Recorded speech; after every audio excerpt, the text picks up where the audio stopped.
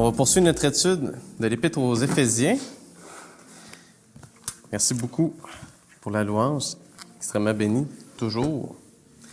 Et tourner dans Éphésiens, on va tourner Éphésiens chapitre 2. On va continuer l'étude du chapitre 2. Éphésiens 2, on va lire du verset 1 à 10 inclusivement.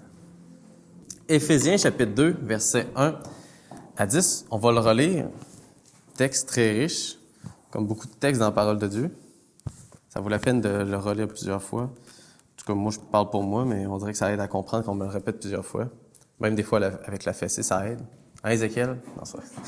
Il n'est pas rendu là, petit bout. OK. De la mort à la vie. Autrefois, vous étiez morts à cause de, merci beaucoup, Claudia, de vos péchés et de vos fautes.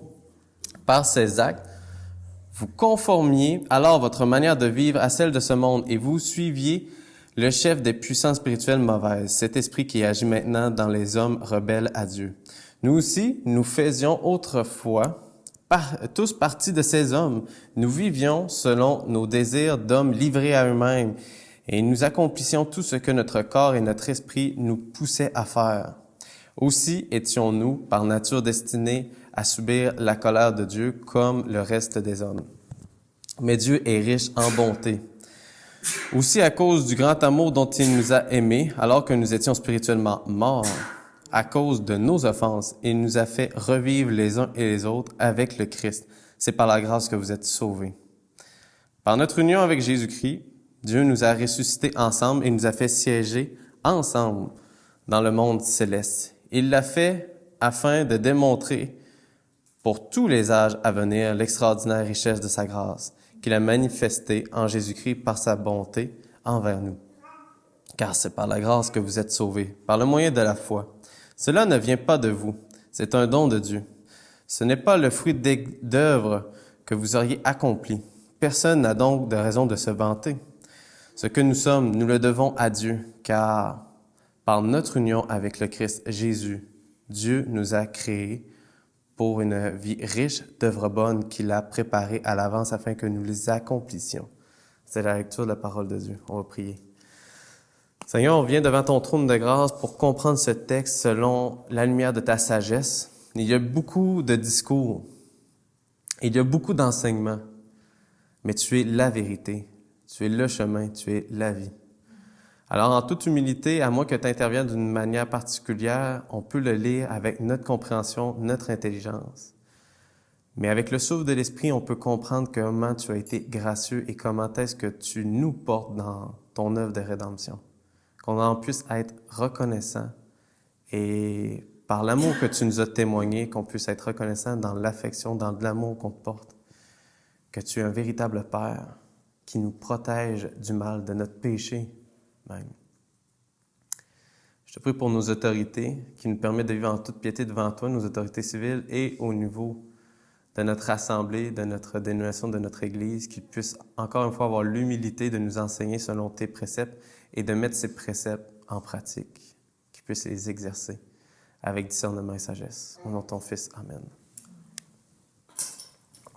Donc, la semaine dernière, sans dire, c'est une expression qu'on utilise des fois à mon travail, sans dire que c'était une diarrhée verbale, j'ai garoché beaucoup d'informations. Il y avait beaucoup de stock. Il y a une personne que c'est toujours gagnant que j'écoute, ma femme qui me dit « Ça vaudrait peut-être mieux que tu reviennes sur des aspects, que tu prennes le temps de décortiquer un point à la fois. » Fait que pour éviter de coucher sur le divan, je vais l'écouter. C'est pas vrai. Je couche dans la niche du chien dehors. Bref, c'est juste pour vous dire qu'aujourd'hui, on va aborder beaucoup la thématique de la foi qui sauve dans cette section-là, qui est très centrale, qui vraiment met l'emphase sur l'amour de Dieu, la grâce de Dieu, le salut de Dieu. Bref, beaucoup de notions sont reliées à la foi qui est le moyen d'être sauvé. On va aborder cette thématique-là. Et juste avant, on va aborder aujourd'hui l'aspect d'ethnicité que tous sont réunis en Jésus-Christ, que Paul est en train de préparer et qui va plus explorer à partir du verset 11 du même chapitre, mais qui est déjà en train de mettre les assises. Il fait pareil dans l'Épître aux Romains.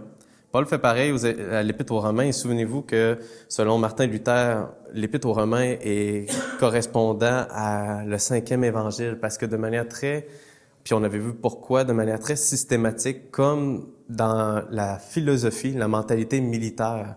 Et il va avec l'argument, il va disqualifier chaque catégorie, il va présenter le salut, l'incapacité de l'homme à se sauver.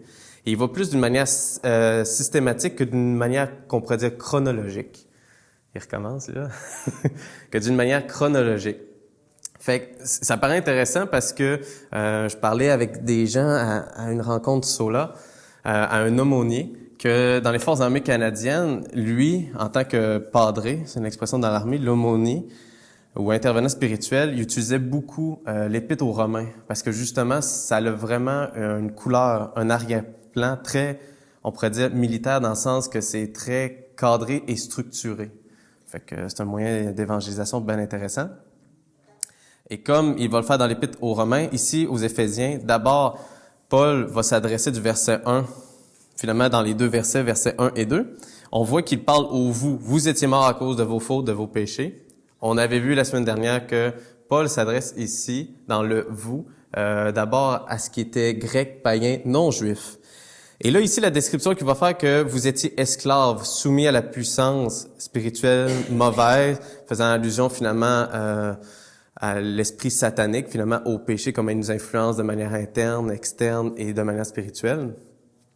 Mais dans l'aspect ici du verset 1 et 2, on dirait que quand on l'associe aux païens de l'époque, c'est quand on a peut-être soit écouté des films ou écouté des documentaires ou lu des livres d'histoire, on dirait que c'est facile de voir le païen puis de dire effectivement il était dans l'égarement.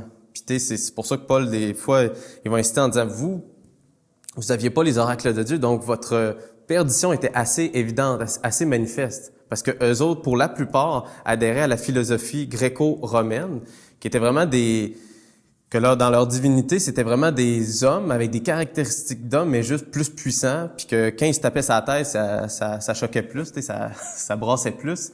C'était plus leur vision des choses, des êtres humains. Mais le fait de dire, on va prier, exemple, un Dieu pour qu'il y ait de la pluie, un autre Dieu pour qu'un année il fasse du soleil, un autre Dieu pour éviter la guerre, tout ça, on dirait que même certains philosophes grecs, pour certains, c'est vraiment intéressant de le lire, se rendaient compte, attends, il y a un bug, parce qu'il y a des affaires qui s'expliquent pas. Des fois, oui, on va prier un Dieu, ça va marcher, mais il y a des fois, on les a toutes priées, ça n'a pas marché. Autrement dit, même les Grecs, même ce qui était païen, se sont dit, c'est un peu ordinaire. Puis après ça, de dire que leur Dieu, qui était normalement une supériorité intellectuelle, de sagesse, peu importe, qui raisonne comme eux autres en couchant à gauche puis à droite, puis en faisant des guerres, puis être aussi orgueilleux que l'être humain. Il y en a qui disaient ça vaut pas bien mieux que l'être humain. Cette logique-là, pour eux autres, s'il y a une justice qui surpasse la justice humaine, ils se disaient, il y a une problématique même chez les païens. Même chez les non-juifs, ils se disaient, ça vole pas haut.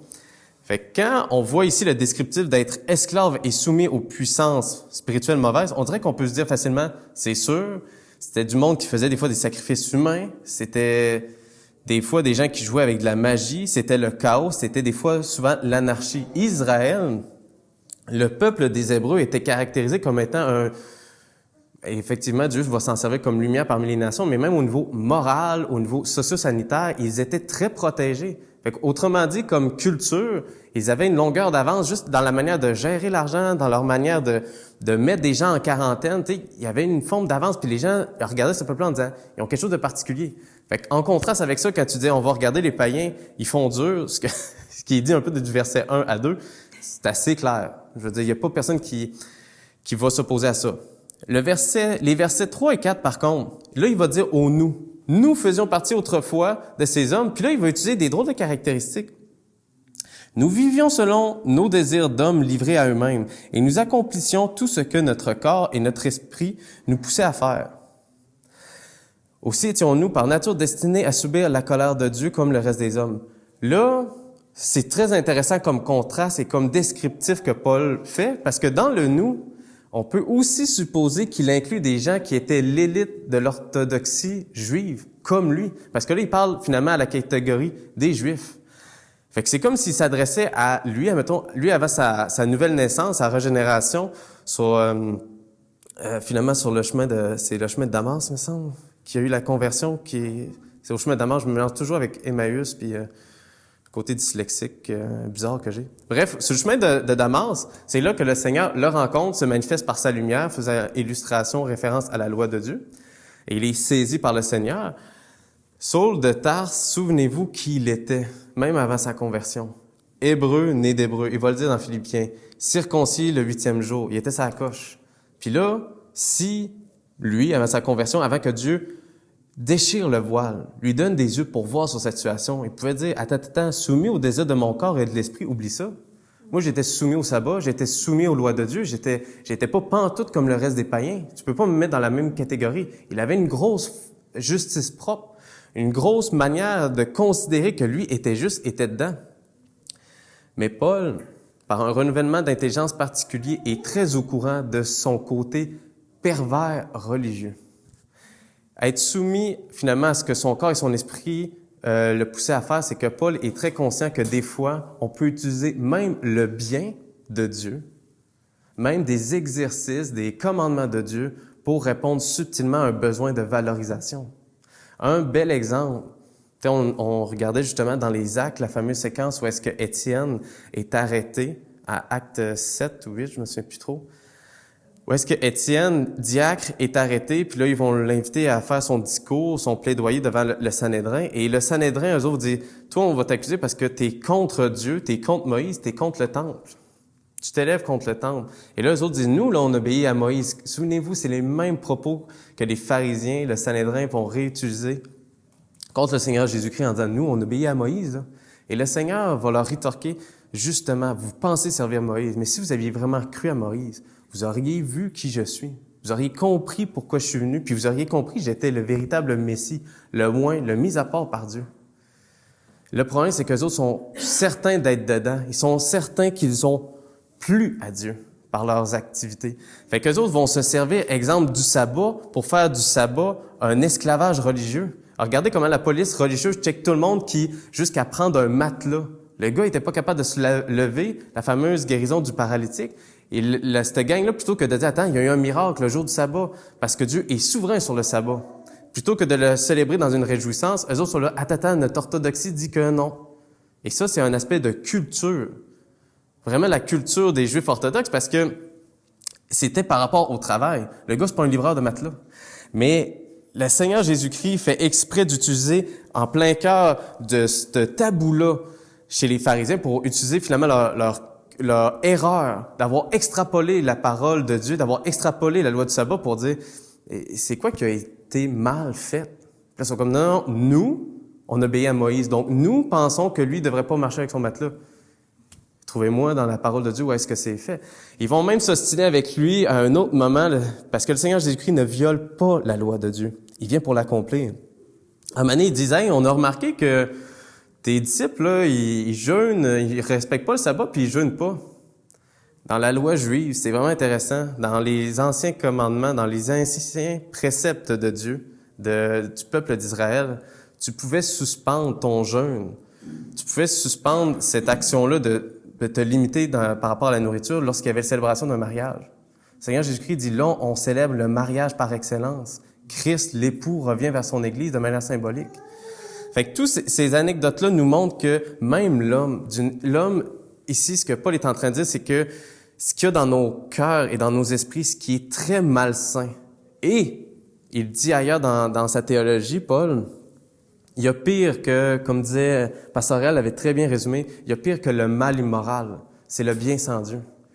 D'être dans la catégorie, d'être sa coche, d'être meilleur que les païens, puis de les juger, puis de les discréditer en disant « Moi, je suis quand même plus acceptable ou je peux quand même plus être béni que l'autre à côté. » Et ça, c'est une manière très hypocrite de répondre à un besoin, de faire ce que eux voulaient qu'il arrive. Le meilleur exemple, le summum de ça, c'est quand ils vont amener Jésus-Christ à mourir sur la croix, en disant « Nous, on voulait pas un Messie de même. On voulait un Jésus qui pète la gueule, qui pète la face finalement aux Romains, puis qui marche comme un conquérant. On veut pas d'un Messie misérable. » Ça, c'est le cœur tortueux de l'homme qui se fait un idéal de Dieu, même du Dieu qu'on appelle l'Éternel. Il y a plein d'illustrations de ce problème de l'être humain d'avoir une justice propre. Un des très bels exemples de ça, c'est quand Israël, le peuple de Dieu, les Hébreux, ont décidé de faire un veau d'or. Vous vous souvenez dans la séquence avec Moïse est en train de parler à l'Éternel. Et comme on a vu dans le commentaire de Dietrich Bonhoeffer que Pasteur Jeff nous a lu, c'est vraiment très pertinent. Eux autres n'ont pas dit « on va faire un veau d'or et on va l'appeler Baal » ou Satan ou Belzébuth. Ils ont dit « non, nous, on veut s'illustrer l'Éternel. On veut lui faire des actions de reconnaissance. On veut l'adorer. Fait qu'on va se faire une figure en or pour lui. » Moïse va descendre et d'une manière prophétique, messianique, d'une manière eschatologique faisant référence à la fin des temps que Jésus-Christ inaugure, il va dire non, il va falloir que l'Éternel pourvoie et il va vous envoyer quelqu'un comme moi, de la même espèce que moi, le véritable Élie. Autrement dit, il faut que ce soit Dieu qui émette ses standards à dire voici comment vous allez m'adorer. Partez pas de vos présupposés, partez pas de votre désir du cœur. Tu sais, c'est pour ça que des fois j'ai la misère avec l'expression dans nos églises de dire Dieu, ce qu'il regarde, c'est nos intentions. Nos intentions sont tellement corrompues. Jusqu'à ce que Dieu fasse sa lumière, on se rend compte, j'étais parti avec des bonnes intentions, mais je suis religieusement très capable de faire passer une passion humaine sous le radar de non, c'est Dieu qui me le demande, tu sais.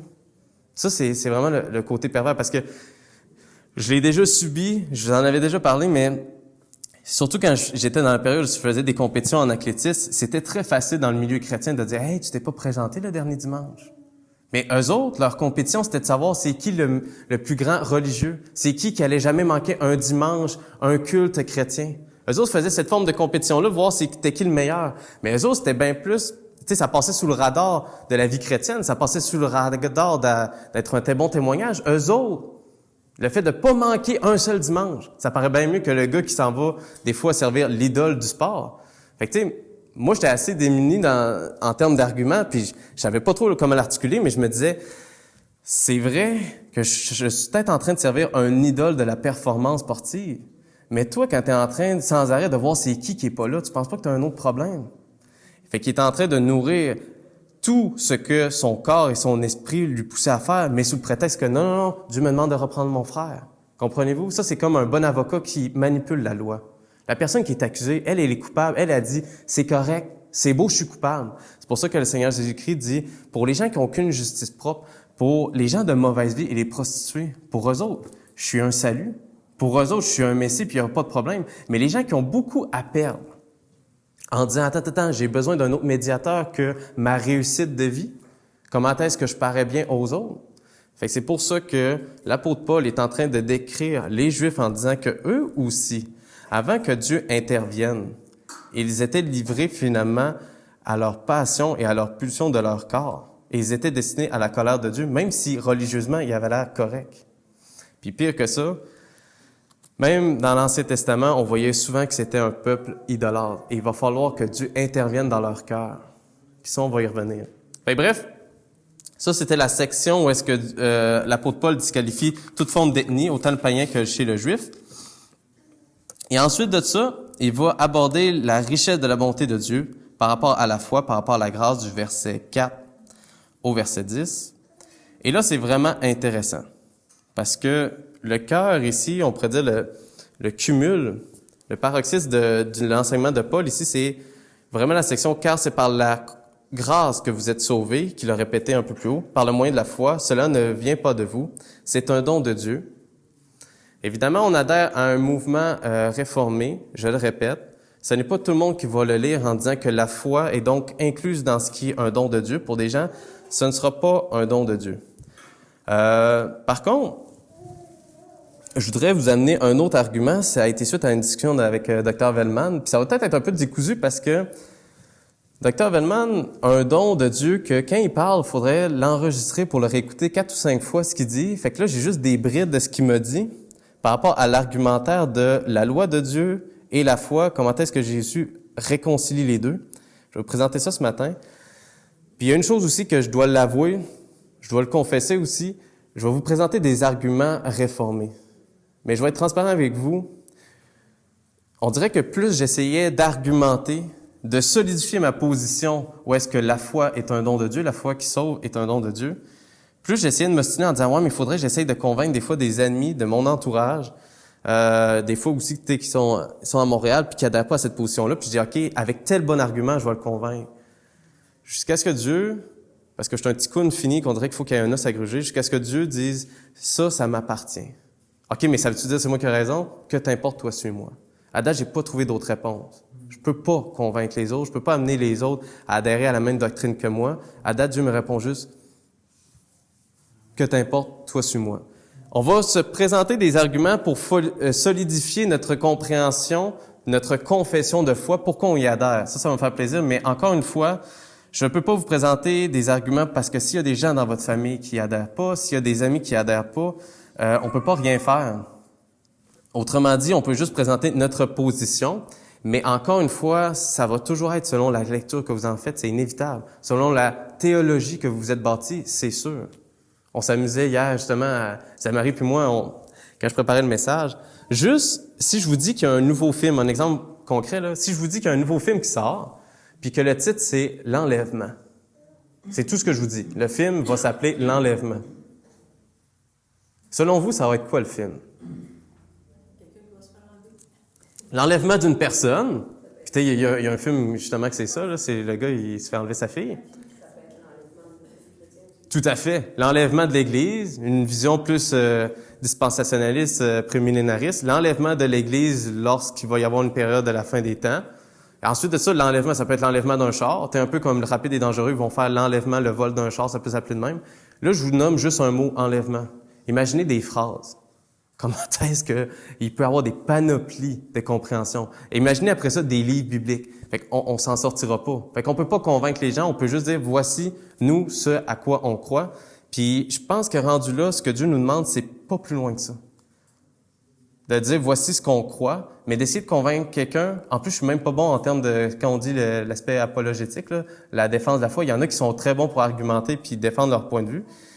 Mais moi, en plus, il y a un côté idolâtre là-dedans que je suis un quêteux d'approbation chronique. Fait que tu sais, quand tu essaies de convaincre quelqu'un, mais tu veux pas le choquer, mais là, tu es quasiment, au bout de la discussion, tu dis « Ah, je crois comme toi », puis là, pour vrai, non, oui, je sais plus, tu as de la misère à négocier. Tout ça pour vous dire, on va laisser les autres croire ce qu'ils veulent, mais voici ce à quoi on croit.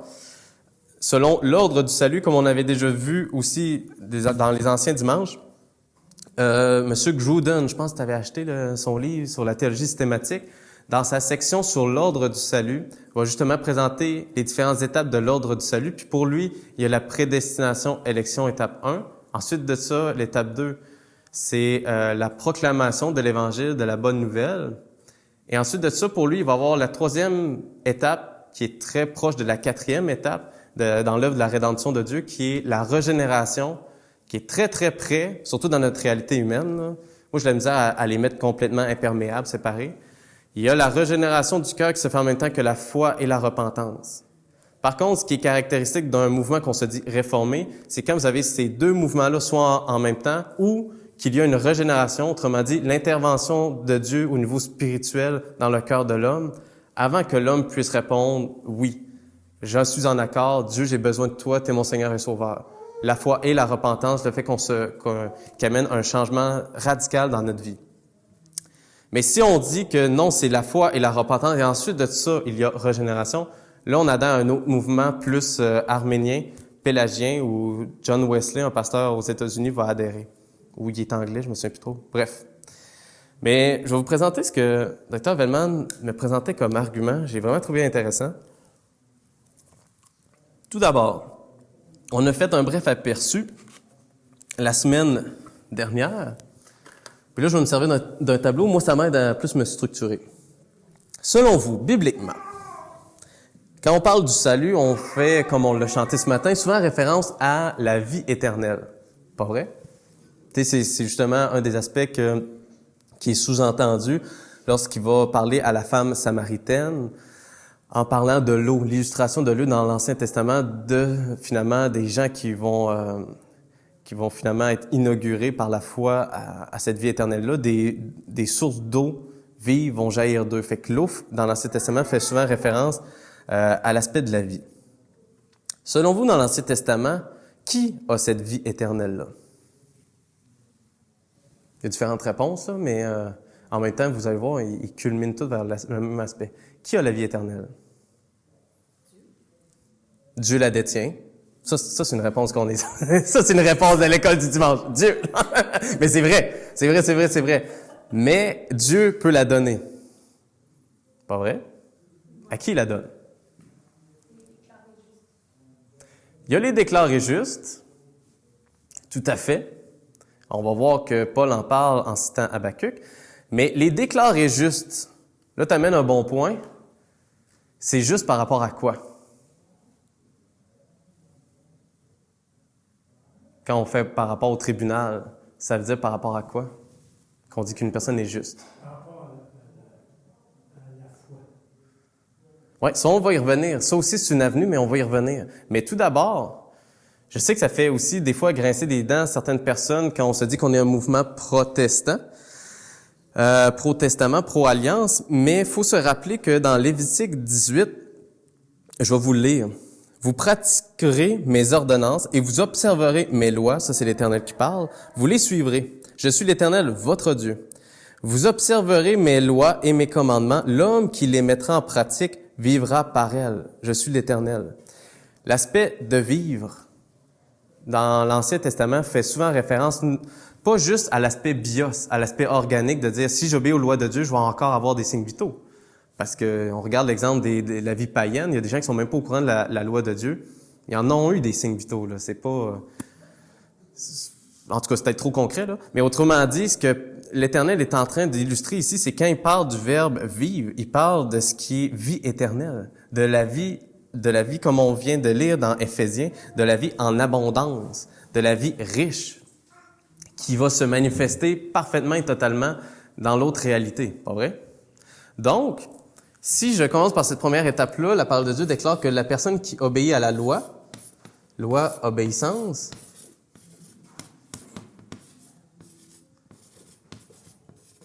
elle va vivre éternellement.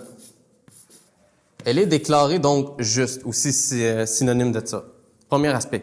Ézéchiel 11, verset 20 va le reprendre. « Je leur donnerai mes lois et leurs fils connaîtront mes ordonnances que l'homme doit mettre en pratique afin de vivre par elles. » Ézéchiel 18, bref, puis il y en a plein là, des versets dans cette direction-là.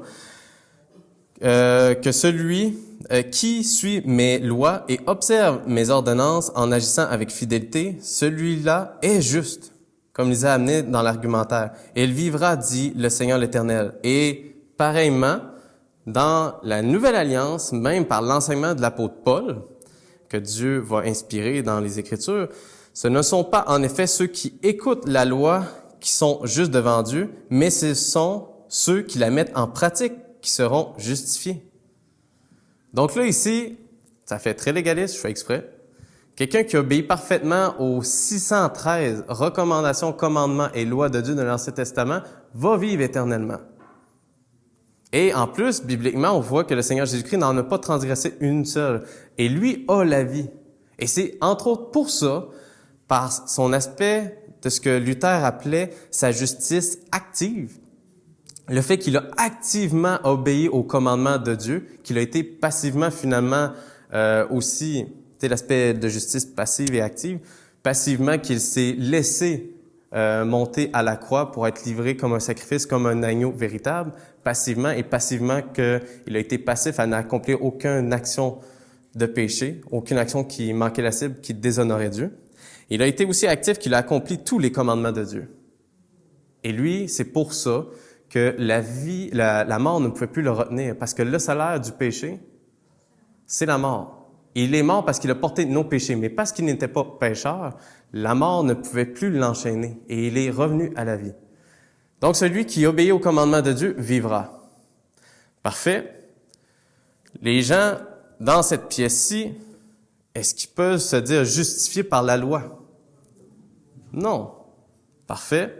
Bibliquement, Galates 3, 10, « Car tous ceux qui s'attachent aux œuvres de la loi sont sous la malédiction, car il est écrit, maudit est quiconque n'observe pas tout ce qui est écrit dans le livre de la loi et ne le met pas en pratique. » Ça, c'est clair. Galates 2,16. Néanmoins, sachant que ce n'est pas par les œuvres de la loi que l'homme est justifié, mais par la foi en Jésus-Christ, nous aussi, nous avons cru en Jésus-Christ, afin d'être justifiés par la foi en Christ et non par les œuvres de la loi, parce que nulle chair ne sera justifiée par les œuvres de la loi. Là, on parle de l'autre thématique, qui est la foi, puis on va y revenir. Mais là, ici, encore une fois, Paul est assez sévère en disant, il y a personne qui, si vraiment il prend le temps d'être méticuleux puis d'observer bien la loi, tous sont disqualifiés. Tous sont conscients qu'ils sont rebelles face à Dieu. Le pourquoi des 4 premiers versets qu'on a lus dans Éphésiens chapitre 2 montre que tous sont disqualifiés et on montre qu'on est esclave du malin, esclave du péché, esclave d'être rebelle contre Dieu par nature. Tu sais, c'est Paul qui va l'utiliser, l'expression, c'est même pas quand il s'adresse aux Corinthiens, c'est même pas que l'homme veut pas suivre Dieu, c'est qu'il ne peut même pas. Il en a pas la capacité, il est esclave d'un autre maître. Il faut qu'il soit délivré. Le principe d'être libéré, c'est pour la liberté que Christ vous a franchi. Mais ça, on va y revenir. Romains 3. Or, nous savons que tout ce que dit la loi, elle le dit à ceux qui sont sous la loi, afin que toute bouche soit fermée et que tout le monde soit reconnu coupable devant Dieu. Car nul ne sera justifié devant lui par les œuvres de la loi, puisque c'est par la loi que vient la connaissance du péché. Donc, ici, on a vu que la déclaration selon les enseignements de l'apôtre Paul, il n'y a personne qui peut se dire pourtant justifié par la loi. Il va le disqualifier. Pourtant, fait que là on dit oui, c'est par la foi qu'on peut vivre éternellement, qu'on est déclaré juste parfait, mais je vais vous sortir une espèce d'enjeu paradoxal. La parole de Dieu, là, est-ce qu'elle parle de gens qui obéissent pourtant, paradoxalement, je fais exprès, est-ce qu'elle parle des gens qui obéissent, à part Jésus-Christ? Y en a-tu des êtres humains qui obéissent à la loi de Dieu? Pas complètement.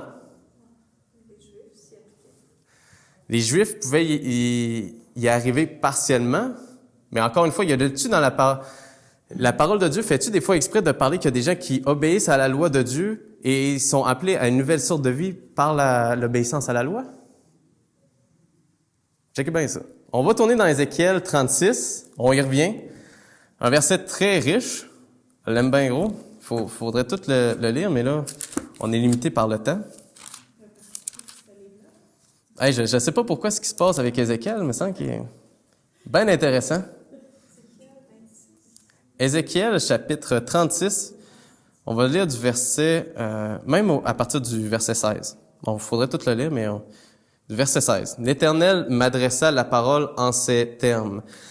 Fils d'homme, lorsque les gens de la communauté d'Israël habitaient dans leur propre pays, ils l'ont souillé par leur manière de vivre et leurs actes. Leur conduite était en effet aussi impure à mes yeux que l'impureté menstruelle. » Autrement dit, l'impureté menstruelle, c'est Dominique Angers qui le rappelait dans le cours que je suis actuellement, là. L'impureté menstruelle, c'est justement, c'est comme une impureté que si la personne touchait à une femme impure, bon, il y avait une forme d'impureté cérémonielle.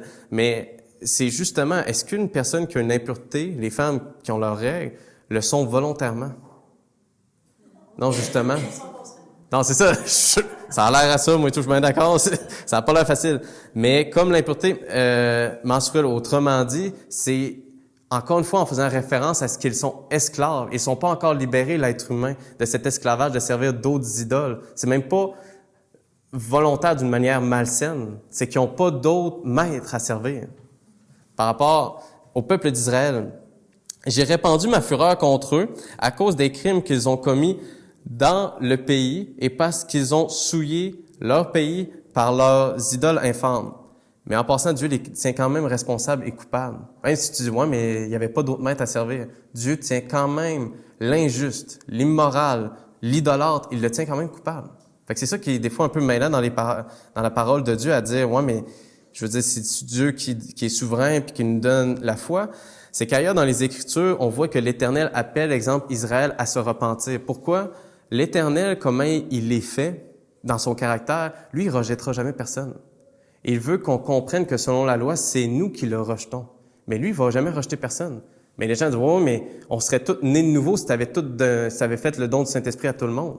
Dieu a décidé d'en faire autrement, mais ceux-là qui sont rebelles, qui restent sous la colère de Dieu, Dieu les tient coupables. C'est pas, puis Paul va très bien l'expliquer dans l'Épître aux Romains en disant que c'est pas le bras de l'Éternel qui est trop court, c'est pas que l'Éternel a abandonné Israël, c'est que ce sont tous eux qui se sont détournés de Dieu. Mais par nature, je dois comprendre que même moi, si je suis inclus dans l'Église, par adoption, ça aussi, on dirait que je suis très impuissant dans ce processus-là, par adoption, je suis dans la famille de Dieu, je réalise que j'étais de la même catégorie que les autres. Comme Paul va l'expliquer aux Éphésiens, j'étais esclave du péché comme la gang. Dieu m'a fait une grâce. Je les ai dispersés parmi les nations. Ils ont été décimés en divers pays. Je les ai condamnés comme le méritaient leur conduite et leurs actes. Fait qu'il les tient responsables. Et lorsqu'ils sont arrivés chez les nations, parmi lesquelles ils ont été bannis, ils m'ont déshonoré, moi qui suis saint. En effet, on disait à leur sujet, ces gens-là sont le peuple de l'Éternel, mais ils ont dû sortir de son pays. Alors j'ai eu égard à ma sainte personne. Rappelez-vous ce qu'on vient de lire dans Éphésiens, il y a beaucoup de connotations similaires, beaucoup de parallèles à l'air avec Éphésiens 2 qu'on vient de lire, avec la section suivante. Alors j'ai eu égard à ma sainte personne que la communauté d'Israël a déshonorée parmi les nations, où elle s'est rendue. C'est pourquoi dit la communauté d'Israël, voici ce que dit le Seigneur l'Éternel, si je vais intervenir, ce n'est pas à cause de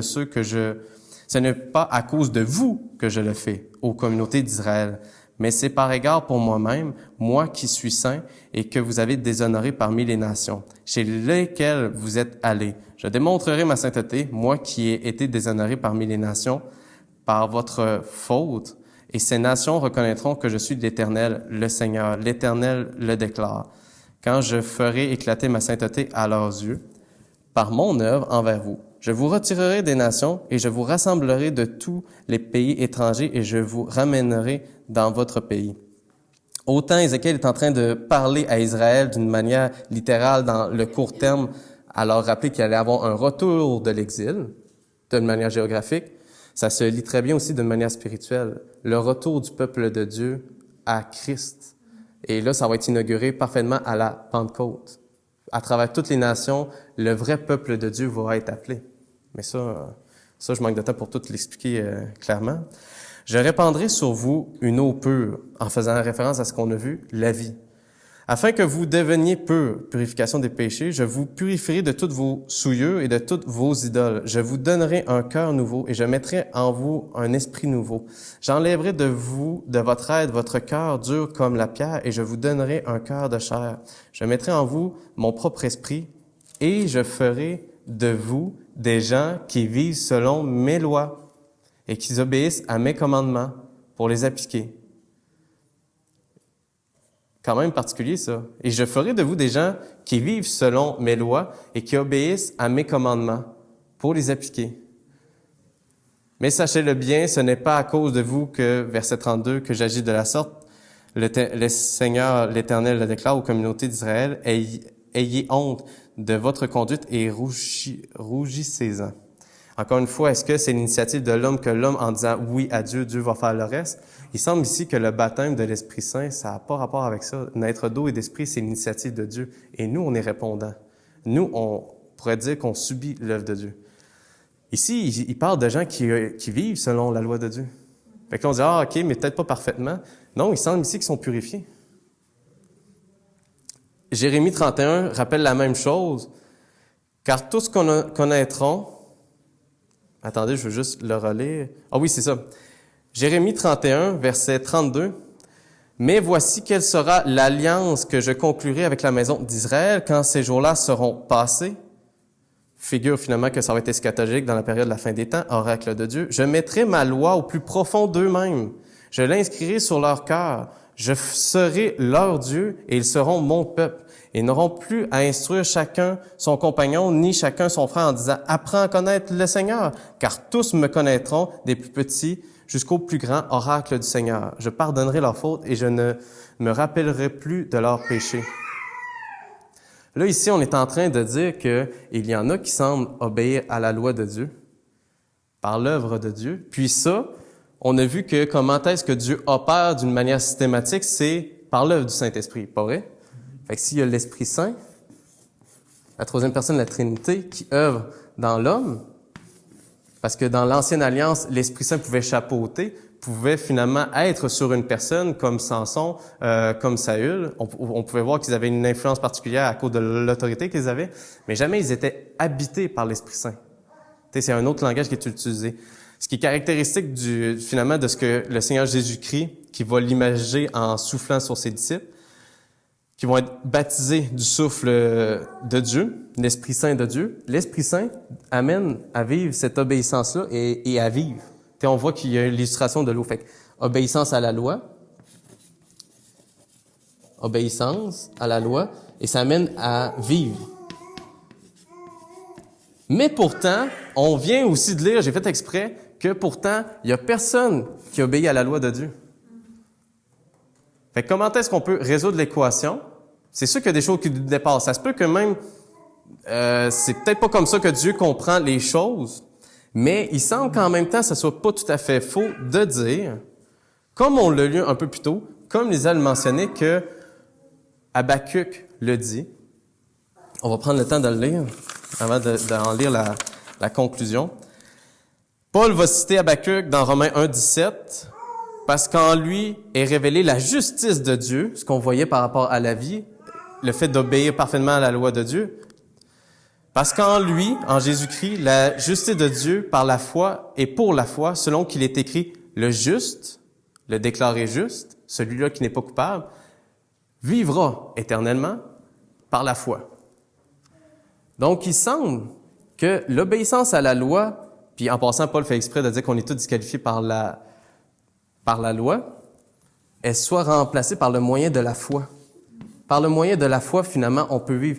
Mais le moyen de la foi, est-ce qu'il vient avant l'action du Saint-Esprit? Je suis pas sûr. Parce qu'en même temps, si on s'amuse à extrapoler l'aspect de la foi, c'est quoi?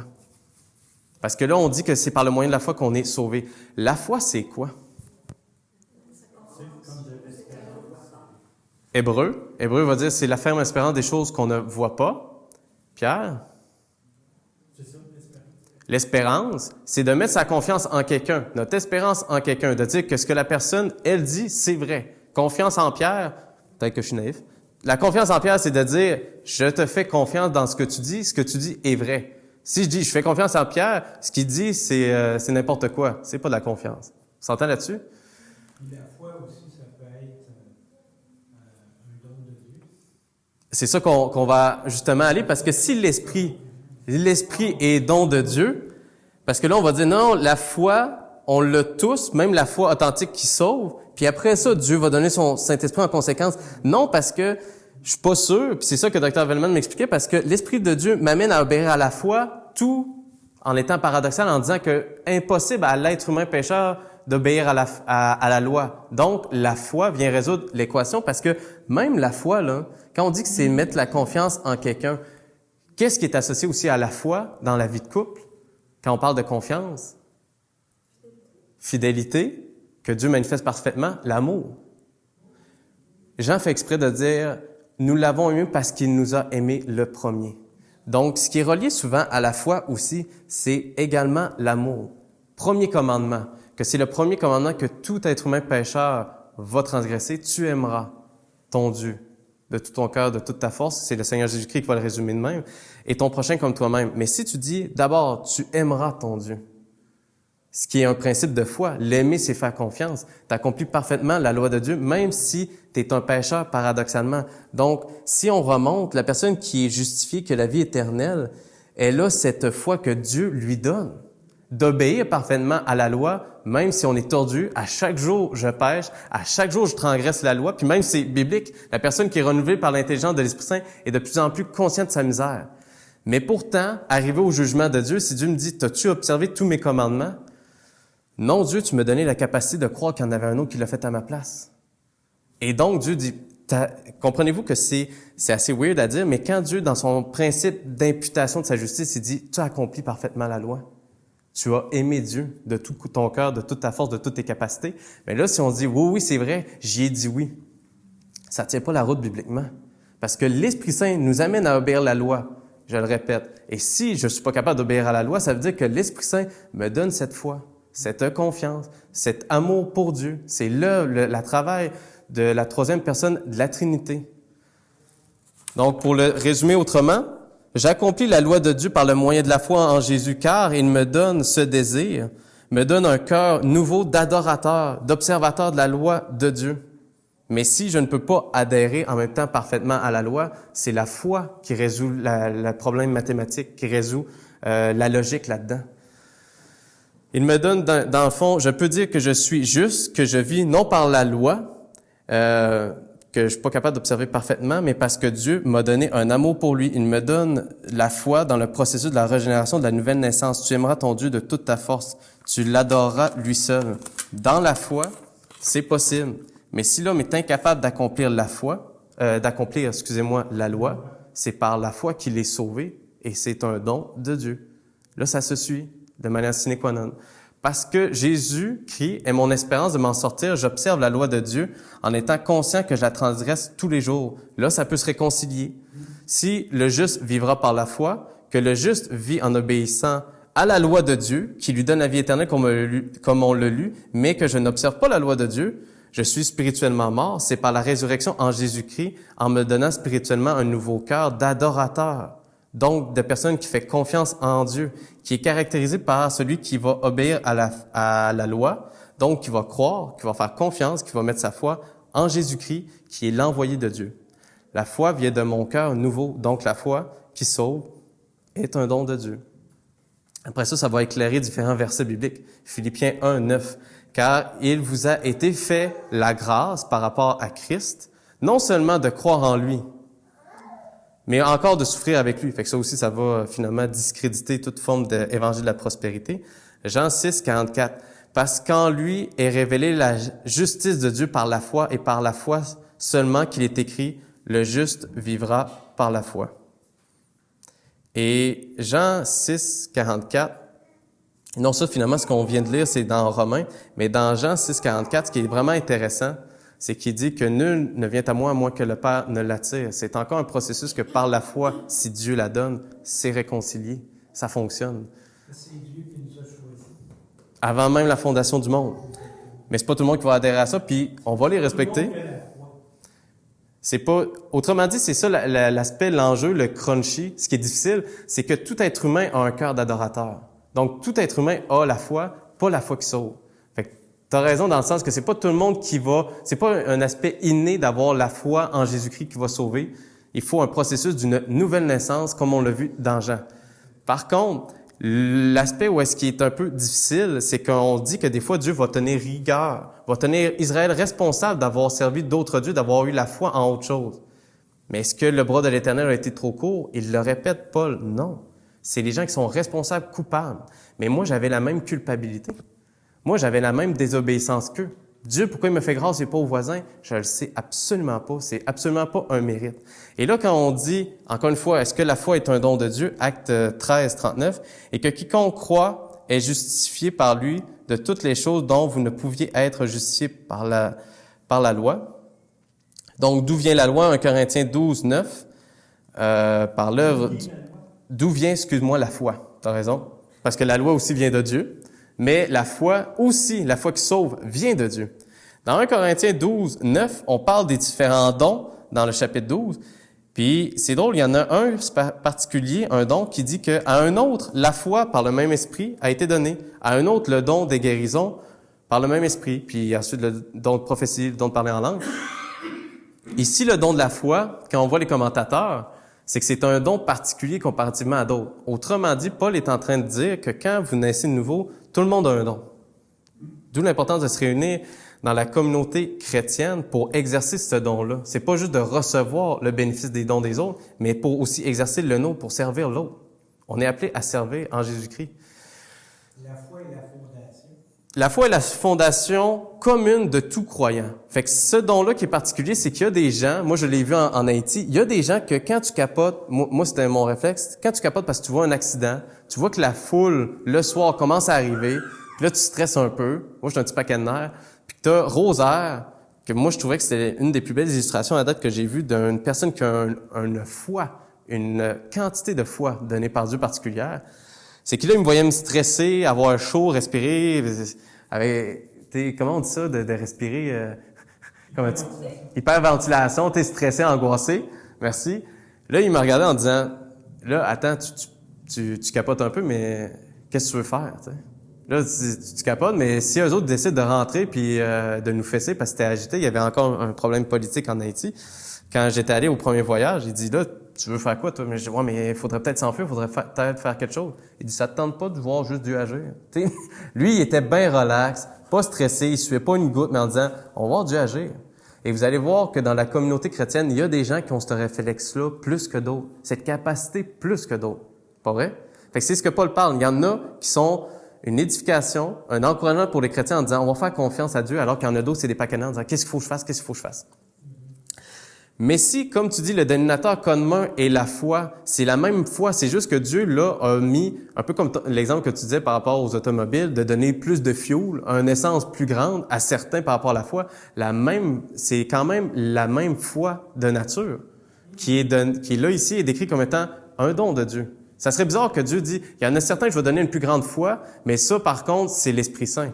Mais toutes les autres qui vont avoir cru en Jésus-Christ à la base, dénominateur commun, ça, par contre, va falloir que ce soit une décision personnelle, une capacité humaine de croire. Ça n'a pas l'air de fonctionner. En tout cas, pas selon le contexte. Romains 10. Mais tous n'ont pas obéi à la bonne nouvelle. Ainsi, Ésaïe dit-il, Seigneur, qui a cru à notre prédication? Ainsi, la foi vient de ce qu'on entend. Et ce qu'on entend vient de la parole de Christ. Un autre argument très solide, je trouve, chez les réformateurs, ils vont se servir de Romains 10 pour dire, la foi vient de ce que j'entends. Ce que j'entends vient de la parole de Dieu, plus spécifiquement de la parole de Christ, deuxième personne de la Trinité. Ça vient de Dieu, ce que j'entends. Puis là, ce qu'on a vu dans le prologue de Jean, c'est intéressant pareil.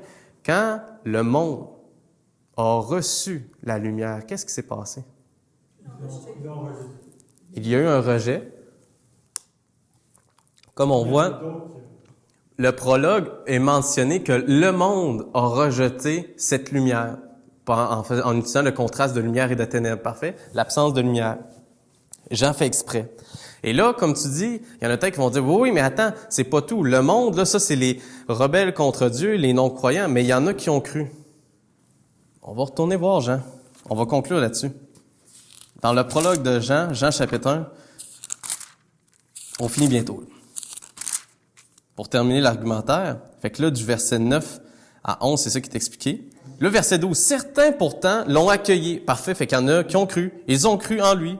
À tous ceux-là, il a accordé le privilège de devenir enfants de Dieu. Ce n'est pas par une naissance naturelle, ni sous l'impulsion d'un désir, ou encore par la volonté d'un homme. Volonté, je m'excuse, mais la capacité de croire d'un homme, Jean est en train de la disqualifier. Puis Jean, c'est pas lui qui est inspiré de lui-même, de sa réflexion. C'est l'Esprit de Dieu qui convainc Jean. Et encore par la volonté d'un homme qu'ils le sont devenus. Mais c'est de Dieu qu'ils sont nés. Fait qu'il y en a une partie de ce monde-là que Dieu a amené à naître de nouveau. Puis ensuite de ça, ça semble cohérent aussi quand Paul il dit que vous avez aucun sujet de vous vanter, de vous enorgueillir. Si jamais on dit que c'est la foi, ma décision personnelle d'avoir accepté Jésus dans mon cœur, le problème avec ça, je suis encore une fois peut-être trop concret. Puis je finis avec cet exemple-là. Kevin et Claudia, pour ceux qui ne le savaient pas, ont acheté une maison. Puis là, supposons, dans ce processus-là d'achat d'une maison, supposons que Kevin décide, dans ce processus-là, il a décidé d'acheter une maison, puis il a fait le bon choix, la bonne décision. Pour une fois, Kevin fait un bon move. Il faut l'encourager. Admettons, il a fait un bon move. Dans cette décision-là, sa femme l'a aidé. Fait que c'est pour ça que c'est un bon move, hein, Kevin. On sait que... Bref, t'es notre ministère, on t'aime. Fait que bref, Kevin, supposons qu'il a fait le bon choix. Puis là, il arrive quelque chose de particulier dans la maison qu'ils ont achetée. Le quartier prend de la valeur. Et là, la maison double du prix une fois qu'ils l'ont achetée. Fait que là, s'ils veulent la revendre, c'est une mine d'or. C'est bien avantageux. Ils sont bien bénis. Évangile de la prospérité, c'est parce qu'ils ont fait confiance à Dieu. Non, c'est pas vrai, là. J'adhère pas pantoute à ça. Bref, supposons qu'ils ont signé le bon contrat pour la bonne maison. De toutes les maisons sur le marché immobilier, c'est la seule qui a doublé du prix à cause du quartier. Fait que là, on dit « Hey, Kevin, ça, c'est une grâce. Ça, c'est une bénédiction. » Mais quand même, on va se dire, Kevin aurait pu faire un autre choix. Il a fait le bon choix. Il a quand même fait la bonne activité humaine. Il a pris la bonne décision. Sa volonté humaine, elle a quand même fait le bon choix. Pourtant, Romains 1 est très clair. Nul ne cherche Dieu.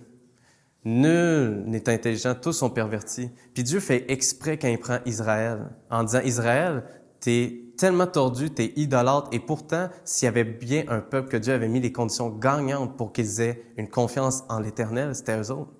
S'il y en avait bien une gang qui aurait eu la capacité de croire en Dieu, écoutez, il y avait les oracles de Dieu, il y avait les prophètes, il y avait une nuée de feu la nuit, il y avait la fumée le jour, il y avait le temple. Tu sais, il y avait plein d'inaugurations. Ils ont vu la mer Rouge s'ouvrir en deux, ils ont vu toutes les plaies d'Égypte, ils ont tout vu. Et pourtant, Dieu... Pardon? Les murs de Jéricho. Les murs de Jéricho, la manne qui descend du ciel, tu sais, tout ça c'était raconté de génération en génération. Hey, Dieu, l'Éternel est avec nous autres. S'il y avait la capacité de croire en eux-mêmes. Le problème, c'est que certains versets bibliques, je le répète, c'est que Dieu nous tient rigueur à dire, vous avez une responsabilité morale de faire confiance à quelqu'un. Ça semble contradictoire. Pour Dieu, c'est parfaitement réuni. Mais, ça va avoir l'air naïf. Mais supposons que j'ai à faire une gageure entre est-ce que c'est mon libre arbitre qui m'a sauvé ou c'est Dieu qui m'a donné la foi qui a prédestiné finalement ce changement d'avis, cette régénération-là. Il y a deux écoles de pensée. Il me semble que devant Dieu, ça c'est ma vision des choses. Il me semble que devant Dieu, je serais moins gêné de dire « Hey Dieu, une chance que tu m'as donné le don de la foi qui sauve, puis que Dieu dit « Non, ça Étienne, c'était ta décision. Ça t'appartient. » Ah, OK, cool. Il y avait des versets que j'ai mal lus. C'est possible. Mais il me semble que je me sentirais moins gêné que dans la position où est-ce que je dirais à Dieu dans l'éternité, « Hey Dieu, j'ai-tu fait le bon choix? Une chance, je t'ai suivi. » Puis Dieu fait, « Ah, honnêtement, je sais que t'es bien fier là, de ce move-là, mais il t'appartient pas. Il m'appartient à moi. » Ce qui est le problème de l'homme depuis toute, finalement, l'histoire de l'humanité, vous serez comme des dieux. On dirait que je veux m'accaparer ce qui appartient à Dieu. Puis tu sais, de dire, attends, Dieu, tu m'as donné la foi? Oui, c'était un don qui m'appartenait. Ah, me semble que c'est moins gênant de dire ça, de dire finalement à Dieu, je t'en ai trop donné de gloire, plutôt que de dire, Dieu, cette gloire-là, d'avoir eu la foi, d'avoir pris la bonne décision, il semble que Dieu dise, non, ça m'appartenait. Moi, je serais moins gêné. Fait que c'est peut-être trop mon côté insécure qui embarque, mais il me semble que si j'avais à gager, à parier quelque chose, dans tes deux camps, ça serait peut-être ça. On va terminer avec Colossiens 1, 21. Or, vous, autrefois, vous étiez exclus de la présence de Dieu. Vous étiez ses ennemis à cause de vos pensées qui vous amenaient à faire des œuvres mauvaises. Mais maintenant, Dieu vous a réconciliés avec lui par le sacrifice de son Fils qu'il a livré à la mort, son corps humain, pour vous faire paraître saints, irréprochables et sans faute devant lui. Mais il vous faut bien sûr demeurer dans la foi. Elle est le fondement sur lequel vous avez été établis.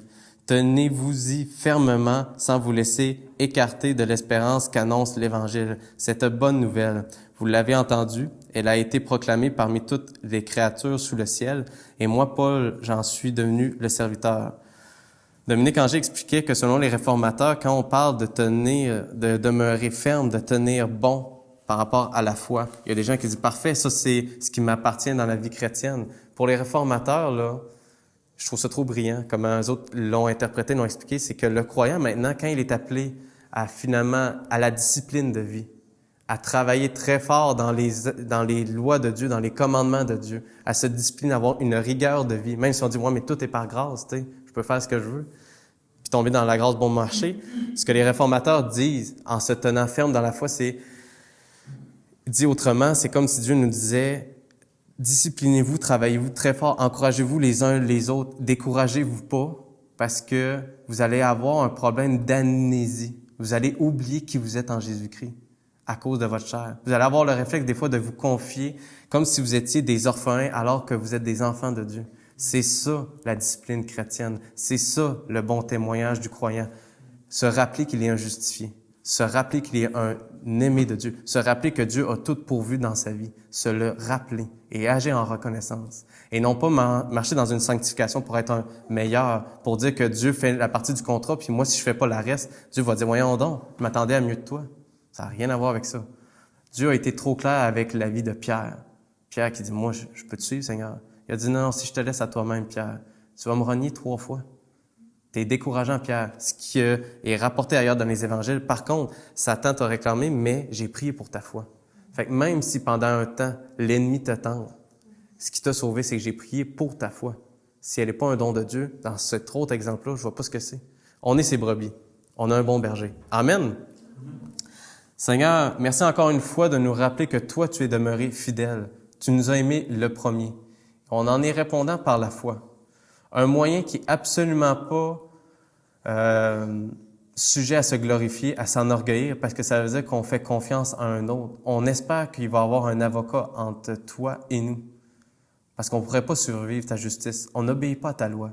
Mais par la foi, on l'accomplit parfaitement, parce que ton Esprit Saint nous amène à t'aimer parfaitement.